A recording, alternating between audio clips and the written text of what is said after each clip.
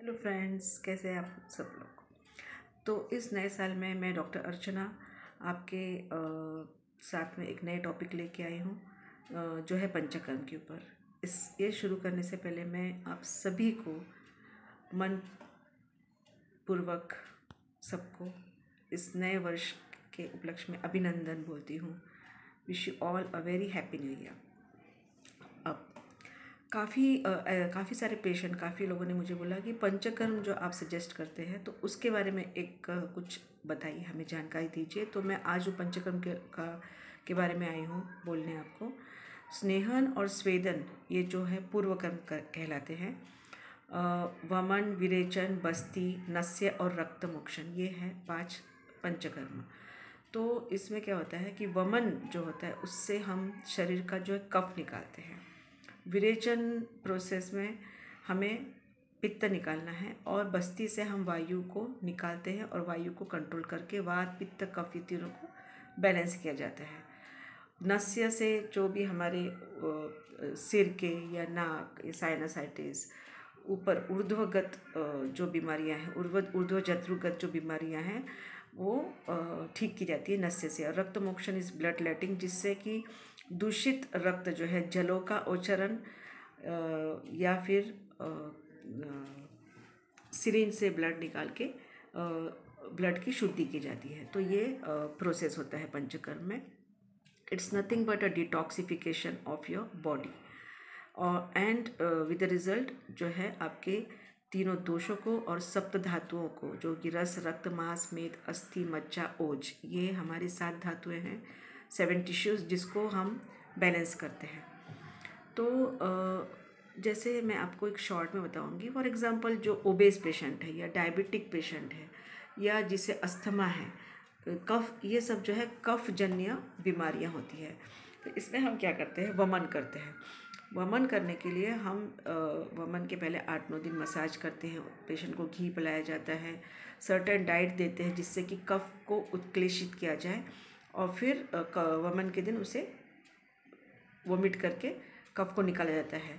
उसके बाद में विरेचन होता है, फिर बस्ती होती है। अगर विरेचन की ज़रूरत नहीं तो डायरेक्ट बस्ती करते हैं। अगर पित्त ऊपर आता है तो विरेचन, अदरवाइज़ बस्ती से जो वायु को कंट्रोल में किया जाता है और जो बीमारी है उसकी दवाइयाँ डाल के, डिकॉक्शन या ऑयल डाल के उसको अंदर से ठीक किया जाता है।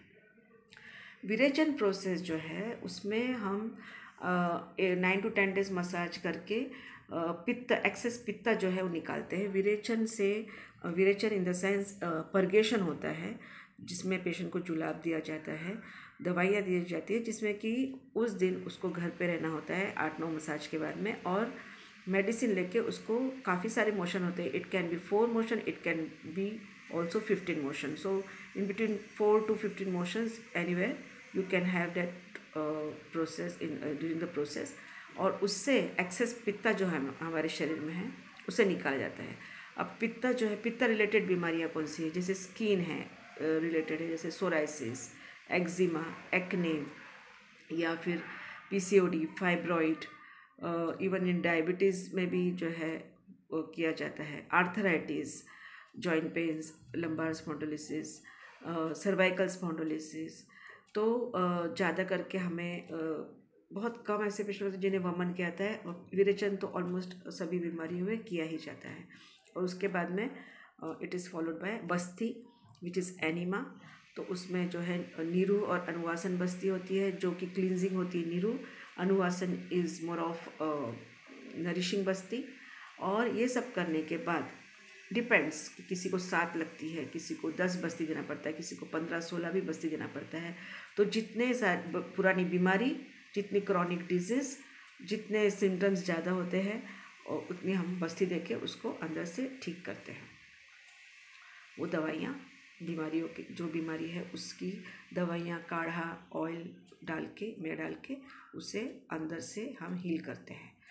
तो I will give one example. जैसे हमें वॉल को पेंट करना है तो हम पुराना जो कलर, जो पेंट है, कलर है, उसे खरोच कर जो निकालते हैं, तो डैट इज़ विरेचन प्रोसेस, डैट इज़ टॉक्सिन्स को रिमूव करना। और जो बस्ती is new, painting a new wall new with new colour is nothing but बस्ती, जो कि हम बस्ती द्वारा हमें अपने आप का जो है कायाकल्प करते हैं, अंदर से बीमारी को ठीक करके अंदर से ऑलिएशन और जो ऑयल है वो दिया जाता है। विरेचन हो या वमन हो, उसके पहले जो मसाज होते हैं उसमें हम 3-4 दिन तक साइमल्टेनियसली घी देते हैं, जो कि एक तो दीपन पाचक होता है, एपेटाइज़र और डाइजेस्टिव होता है, और एक जो है हमारे ब्रेन पे काम करता है, क्योंकि कोई भी बीमारी जो है वो सिर्फ फिज़िकल लेवल पे नहीं होती है, कहीं ना कहीं से वो स्ट्रेस रिलेटेड होती है। तो हमें उससे संबंधित जो मस्तिष्क को हमारे कूल या दिमाग को शांत रखें, ऐसे घी भी डालते हैं उसमें, और 3-4 टाइप के घी का कॉम्बिनेशन हम 3-4 दिन देते हैं, ताकि बाहर से मसाज और अंदर से घी दे के पूरे टॉक्सिन्स को पेट में लाया जाता है, और विरेचन या वमन के दिन उसको निकाला जाता है। और इस दौरान जो है हम जैसे रोटी नहीं देना, दूध नहीं देना, खिचड़ी, सर्टेन वेजिटेबल्स जो दी जाती है, सर्टेन ब्रेकफास्ट होता है, वो हम बोलते हैं पेशेंट को फॉलो करने को। अगर कोई पेशेंट स्मोक या ड्रिंक करते हैं तो उनको हम बोलते हैं कि ये आपका नहीं करना है आपको पंचकर्म के दौरान। पंचकर्म के बाद में हमारा रसायन प्रोसेस होता है, जहाँ पे उनके बीमारियों के रिलेटेड मेडिसिन को हम डोज बढ़ा कर देते हैं, एटलीस्ट फॉर 15 डेज, ठीक है। और too much of exertion, too much of physical or mental exertion is asked to avoid for at least 3 months for a better result। और खाना भी जो है, डाइट भी उसी प्रकार से रहता है, अगर 1 महीना कम से कम। तो ये सब करने से फिर अगर मेडिसिन चलती है तो 3 महीने 4 महीने में वो बीमारी हम क्योर कर सकते हैं। तो अगर हम सिर्फ मेडिसिन देते हैं तो 6 महीने लग जाते हैं, पर अगर पंचकर्म करते हैं तो जब हमारी बॉडी ही क्लीन हो जाती है, डिटॉक्स हो जाती है, मेडिसिन का एब्जॉर्प्शन अच्छे से होता है, और वही मेडिसिन जो 6 महीने चलती है हम 3-4 महीने में देके उसको क्योर करके हम दवा बंद करते हैं, और पेशेंट जो है एकदम ठीक हो जाता है। तो ये था मेरा आज का पंचकर्म का टॉपिक। मैं आशा करती हूँ कि आप सबको अपने जो क्वेरीज़ है, जो आपके पंचकर्म के बारे में जो जानकारी है, उससे आपको सेटिस्फेक्शन मिला होगा। और मैं खुश हूँ कि आप लोगों ने ये मुझे बोला ये टॉपिक के बारे में बात करने के लिए। तो आशा करती हूँ कि ये टॉपिक जो है आपके लिए आज की फ़ायदेमंद हुई होगी।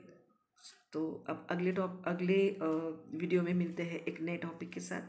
तब तक के लिए बाय बाय, थैंक यू।